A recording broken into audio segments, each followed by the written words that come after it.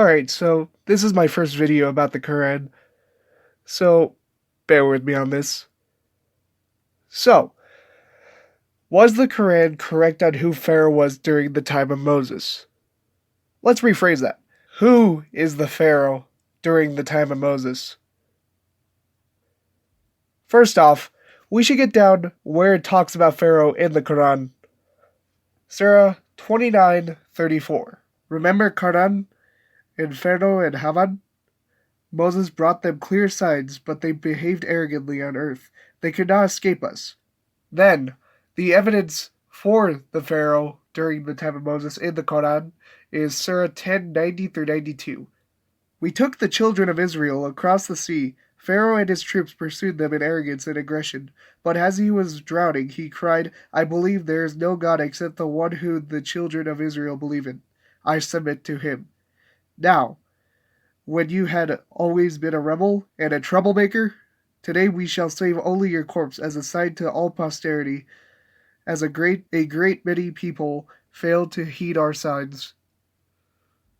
And by the way, the Pharaoh is mentioned as Pharaoh in 29:39, as in 10:90-92, and Muslims have deduced that because of the 10:90-92, the Pharaoh would have to be Ramesses II.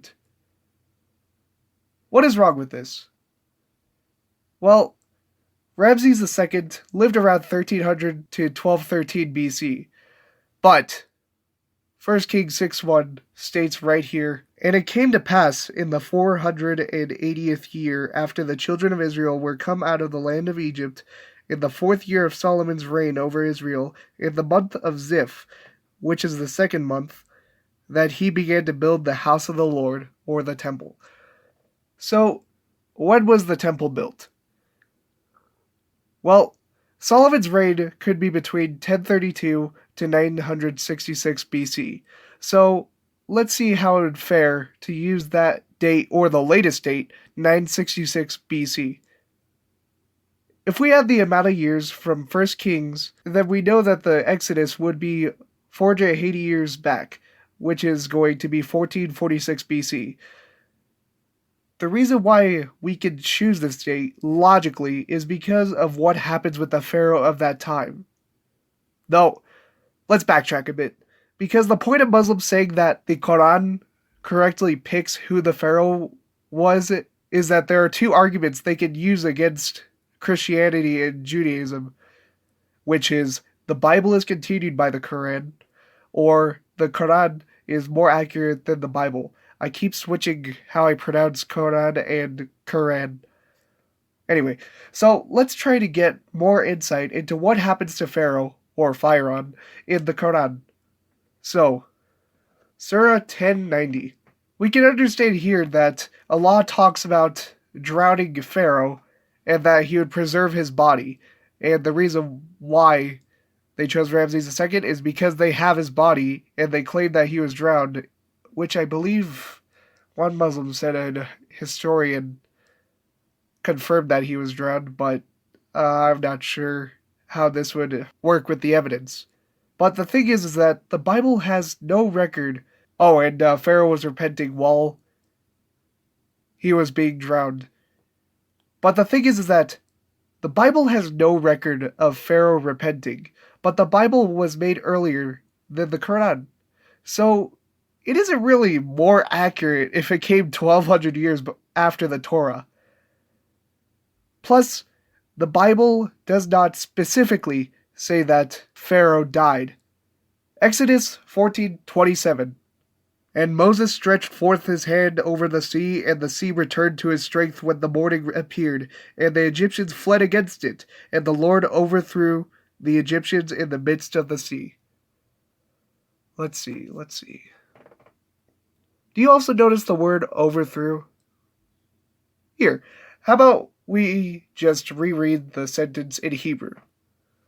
Umisraim nasim likrato weinair Yahweh et Misraim betok hayem. The word weinair that is translated to overthrew can actually translate to shook off, which actually matches the date of a pharaoh during that time period, which kind of doesn't sound right in my head, but basically shook off, as in he didn't just kill him right there on the spot. He just got shook, moved away. Because the thing is that historically, this would make sense.